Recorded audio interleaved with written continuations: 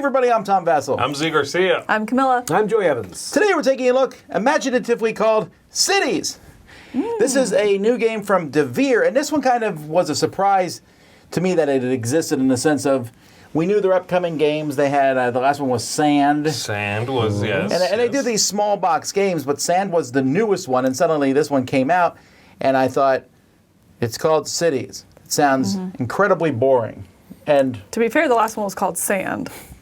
yeah, but the last one had this really cool cover. I don't hate the cover of Cities, but again, it just sounds like this is a book that you would buy at Barnes & Noble's that goes on your coffee table. Yeah. Cities It of also the looks like world. it. Also is- looks like it, It though. does, and it's from the bargain bin section, make no mistake. It is. It is. That book is there now. Now, that being said, the design team of this is no bargain bin. We got Phil Walker Harding and Steve Finn, both known for light games for the most part. Both have done some really great games. They have also done some stuff that's not particularly great, but for the most part, Steve Finn is known for Biblios, and Phil Walker Harding is known for, Everything else. I don't know, there's a Everything. lot of Yeah. He has a All lot the of different above. popular games. Imhotep, let's say. Sushi Sure, Go. How's why that? not? Sushi Go. Kind of bookend it there. Anyway, you're going to build your own city in this game. Here's how it plays. In this game, players are going to be playing in a specific city, and so the game comes with multiple cities, and they just kind of give you a scoring thing that you'll slot in here in the top of the board. Each player plays a color. They'll have 4 workers unless you're playing 2 players, and then you'll have 8 workers. And you'll also have a starting tile. You're going to be playing through 8 turns or 4 turns in a 2-player game until you have a grid of 9 tiles in front of you. One player is going to go first. That player has this star, and on your turn, you're going to pick something from one of these rows. You can pick a scoring card, one of the 3 face-up ones or a face-down one, a tile, one of the 3 face-up ones or a face-down one, one of these groups of these smaller tiles, here one's face down, or a group of houses, including this last spot, which means you're taking 2 random houses or buildings drawn from the bag. So if you take a tile, let's say I want this tile, you'll attach it to your tiles out here, and you're going to put a worker in the spot that you took it from, and unless you're playing a 2-player game, you can no longer go back to that row. So the next time you take something, you might take buildings. Let's say I take these buildings, 2 blues and a red. I could put a blue here, and a red here. I could even stack the blues like this. You can stack buildings, but if I had taken this, I wouldn't be able to place the 2 yellows, so they would just get thrown away. So you want to have spots to put the different buildings. If you take these tiles, you'll place them on the proper thing. Blues go in the ocean, greens go into parks, grays go in a building. This covers that up, but it will give me 2 points at the end of the game. And there's also gray tiles that let you put any color you want on a spot. These here, you're going to score at the end of the game based on how many you have in each area. So there's a little scoring card that shows you that if I have 4 different park things in a connected grass space, I'm going to get 10 points.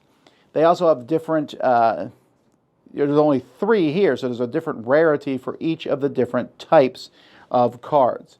And then these are simply scoring cards. Maybe I want the face down one here. This one at the end of the game will give me 2 points for every level 2 yellow building. And also, players are keeping an eye on these. The first person to build a water area of 7 spaces will put one of their rings here and take 5 points. So you're going to go for the first thing of these, and again, they're going to be different based on which city you're using. Once everyone has built their 3x3 grid with all the buildings, you'll score all these cards that you've collected, which is going to be 1 per round. And whoever has the most points is the winner. You refill this at the end of every round. Whoever takes this one or the buildings closest to it is going to be the start player for the next round. And that's what you'll do. You're going to win one of these, one of these, one of these, one of these per round. Take it. And that's how you play.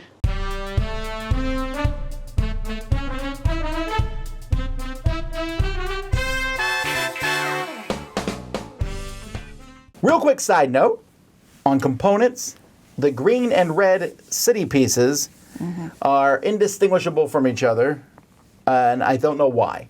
There should be a different symbol on them. But if If you're colorblind. colorblind. If you're colorblind, Yes. you're right. Otherwise, I can they're tell the different difference. colors. Okay. My apologies. And that's both on the board and on the physical pieces and components as well. Yeah, it just was a weird decision. I feel like that could have been, each building has a little circle on it. Yeah. They could have put a triangle on one, a square on the other, and whatever, a star on the I mean, fourth. it's easy to fix. You can go through the Sharpie and do it yourself. But it should have been considered in publication. No. Yeah. Or production, I should say. You said you guys liked the art in this game. We were going through it, and it's fine, but I want to be clear, I like this game. I think it looks fine. It's like there. I guess when you're done, you have a little city, everything. It just looks, it looks like an older game, 20 years old. It does. I don't know. I really liked the art. I thought that it was there without being the main point. It was just kind of like the supporting actress, kind of feel of it. And I thought that really lended well to it. I thought the tiles themselves were a little bit plain, specifically the buildings. The just gray squares, really. But other than that, I thought it was nice enough, but didn't get in the way of the game. I mean, I like the artwork on the called landmarks or whatever. I thought those were really cute. And then the actual board with the architectural tools and things like that. It's really the only really artwork good. I remember. Yeah, is it? I like the look. I like the ambiance of it, except for the scoring cards or look like iPhones or iPads or whatever. I don't like that aesthetic choice. I don't get it. There's no. You're taking pictures of the city you went to. Yeah. Maybe we're just There's no whimsy there. It's sort of a little. It's distant. There's no warmth to that. There's warmth to everything else. I find it a romanticized idea of traveling around to one of these various cities that, gives you your scoring. The penciled illustrations, again, have that warmth. I just think going for, it's an iPhone screen. I don't know. A clipboard would have done the same job and felt a little more old world. A camera screen, like having the card look like an old photograph camera. But again, maybe we're showing our age with that, because I completely agree. Like, that's what I would want. But I also feel like, it's kind of the age old, like, how do you answer a phone? I answer like this. Everyone else answers like this, depending on their age. And so. I can still do that. What's that? Oh, You can hold your hand. Hold that, cradle the phone in your hand there, yeah. That's how you hold your phone? Yeah, you hold it by the wrist thing in the middle. You don't hold the whole thing. I don't know. This is what you do when you're telling someone you're going to call them. You're like, I've never done that in my life. Like that. Nor will I ever. Anyway, I think it's really odd as well. It kind of takes me out of the theme. It's like I mentally understand why it's there and logically understand that connection. But for me personally, my connection to travel is not through my phone. Sure. I know what you're talking. I know why they did it. It's like I'm taking a selfie in front of these buildings. So I also see the fact there's a disconnect in the fact that you're building this old rustic kind of city, and then you've got the iPhones. Like when you see that top little battery thing. The battery. But anyway, yeah. all right, now we spent a lot of time talking about something that most people weren't going to even Does not notice. matter. Anyhow, the game itself, some might call the worker placement game, but it's actually it's actually a drafting game, and you're drafting from 4 rows. And I find that part, to me, that's the crux of the game. It's really interesting that I can. If going first is a big deal, but it's not the only deal. I mean, like I want something from each row, so I really want the scoring card. But I don't think anyone else wants the scoring cards that badly, so I might pick something else first before someone else does. Definitely, at the beginning of the game, the plots are important, but getting 4 buildings is way better than getting 2 random ones from the bag. Right. Yeah. Except 2 random ones from the bag goes first.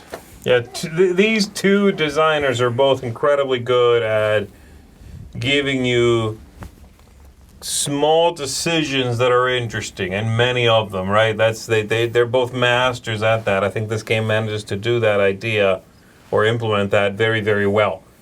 Yeah, you're drafting 4 things, each one incredibly basic and simple, each one incredibly important to what you are doing. You cannot go first on all 4.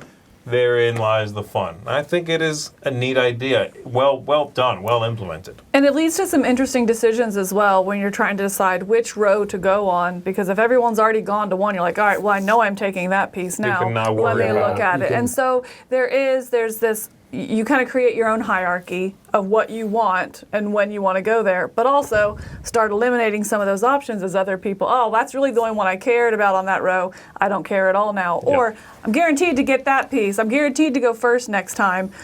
how can I build to support that around? So it does have some interesting decisions on what to take and when. I think that's kind of the crux of the game. I like the element at the end of the face down or the random draws, because you'll see, there are times you see like none of those help me. I'm going for it, you know? Right. And that one could not help you either, but the fact that you have that choice to go for it, I enjoy that. I also really like the variability of the different cities that you slate in at the top of the board, you know, with the 3 random scoring conditions. I think that's nice. I also like that it's not a big deck of cards that 3 come out. It seems like those 3 are thought to go together. You know, you're playing Sydney, and this is the 3 from that city. So I like that there's the variability without it just being a big deck that's completely random. I think it leads to better balancing, having the 3 that come in together. Now I want the 3 deck. I never thought of that. I think this is a good, changes the game, but still has some balance and synergies between those 3 goals. And they're trying to thematically tie them together. You're doing Sydney, you want a park next to the water. Right. And you want a lot of activity in the bay. Yeah. Okay. Yeah. It's barely there. This is not a thematic game. But it tries in those few places where it can. Right. It works really well. I've taught this game many times now to people, and it's such an easy teach to just get it out there, play. And I think this is going to be a fairly popular game, despite the name not being that evocative. It's just such an easy game to jump and play. I enjoy it. I think the gameplay goes very quickly. I'm not as fascinated with the 2-player game, but 3 and 4 work really well. There's much more tension in 3 and 4. 2, the tension is not quite so much there because there's only one. You know, you'll be like, well, does he want that? No. Okay, well then I can go here. With 3 other people, the chances have gone up exponentially. So I would only play this with 3 or 4, but you can play it with 2. I agree. Any thoughts on this? I have a couple of other minor things, and then I guess I can jump to my score if you want. I find the game to be a little repetitive. You know, you're playing, what is it, 9 rounds? 8 rounds? 8 rounds, which seems right. I want that 3x3. That's very satisfying, and you want to fill that out, you know. But it is, because the turns are so quick and like the cycle of thought is very short, you end up sort of like feeling like a hamster on a wheel a little bit after you do it 32 times or whatever.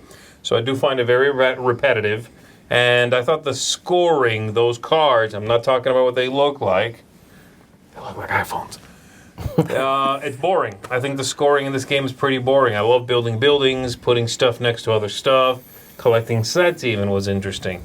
The scoring on the cards has a real case of been there, done that.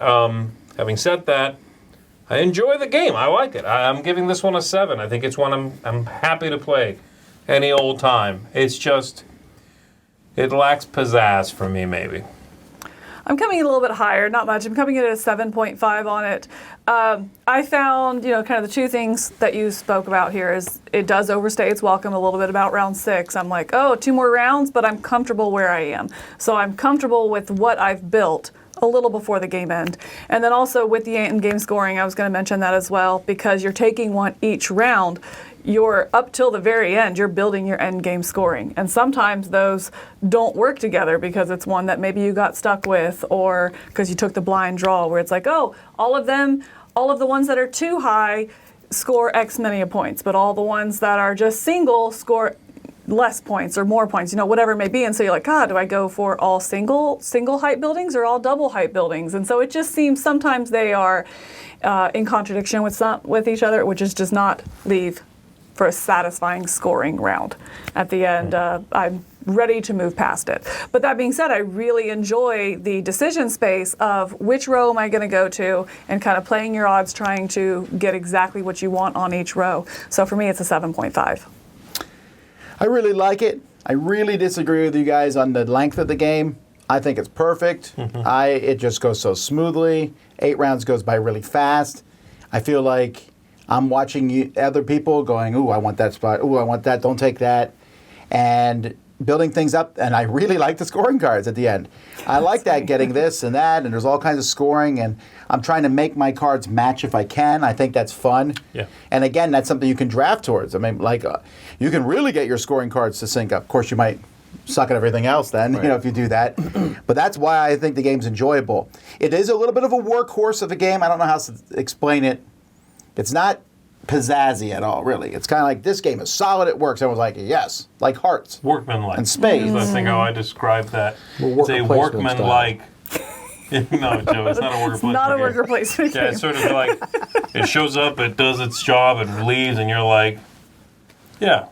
But like I said, it's been very enjoyable. I've been able to teach it to a lot of people. I played it many times. I'm giving it an 8 out of 10. Just shy of there. I don't like the reference card.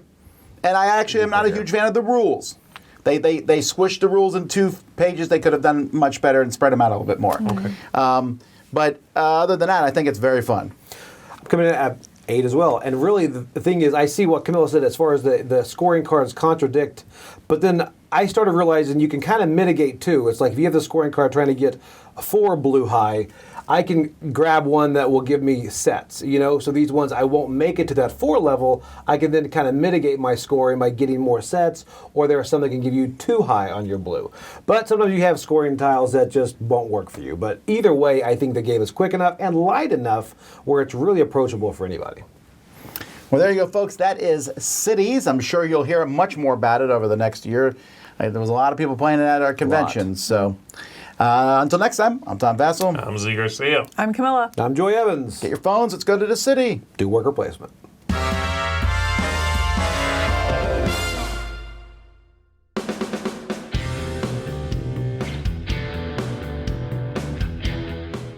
Hey everybody, thanks for watching another video from the Dice Tower. Hey, you want to learn more about us, communicate with us? We have a Facebook group, we have a Discord channel, lots of different ways to get involved with the Dice Tower. You can find that in our Linktree link below. So just click that, it will take you and you can communicate with us on Facebook, join our Facebook groups. There's lots of cool things that you can find and become part of the Dice Tower.